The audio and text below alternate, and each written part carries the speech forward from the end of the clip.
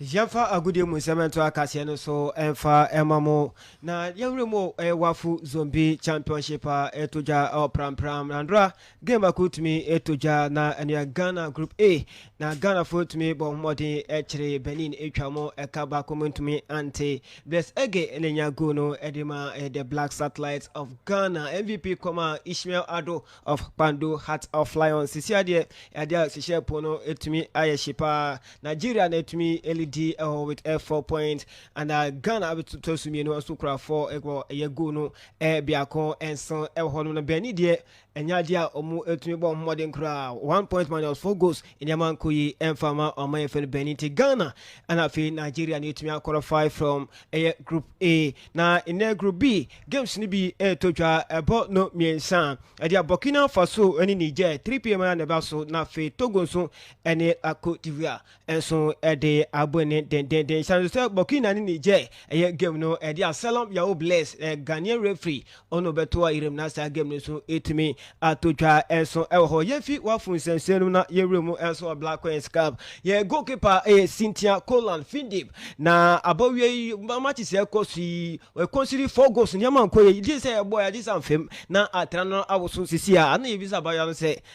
criticism efi Ghana eba na kasa no ofane saying abayo said criticism ne dia o say eba na mum keepers some world club crano wo na eji goals. If you are a good goalkeeper, definitely you concede, There's no best goalkeeper in the world that will say he or she doesn't concede goals. So you concede and you learn from it. We any in sema Konlan Findip Cynthia Ghana goalkeeper Eddie Etuja enso Kumasi Asante Kotoko Asante place biaku edu omaja 7 kwan na Kotoko samo san ni na abrantie ba ko no Philip amo no sia kan de New Eribiasi United Kotoko for etime asan abrantie no mfiemiensa obesi akan enso etime ediama omo na abranten se ne niajepa se etime adwane amazing club Kumasi Asante Kotoko fans na expecting more goals and more assists and opportunity meda Kotoko for us se ninyasa opportunity se me join Kotoko na dia me adin aka ho sambre ama Kotoko ne se me adi more goals me more assists ama Kotoko supporters and so eni age ho Yinti omo be farming. Ayu, ente flip amo yeni anhwe nti eruha ana bema Kotoko fans ni ajia ina yini ebetiapa na Kotoko gusi omo esan de ne latest one kra Abu Bakari Shaibu na Osiakan edema Karela United ini onso right back onso abesan contract infiemiensa edema Kumasi Asante Kotoko onso se nenia jipa so abejole Kumasi Asante Kotoko boboku. I was very happy when I first heard I had a call from Kotoko. My first when it started, I was hearing it from people and I was surprised because I wasn't expecting it.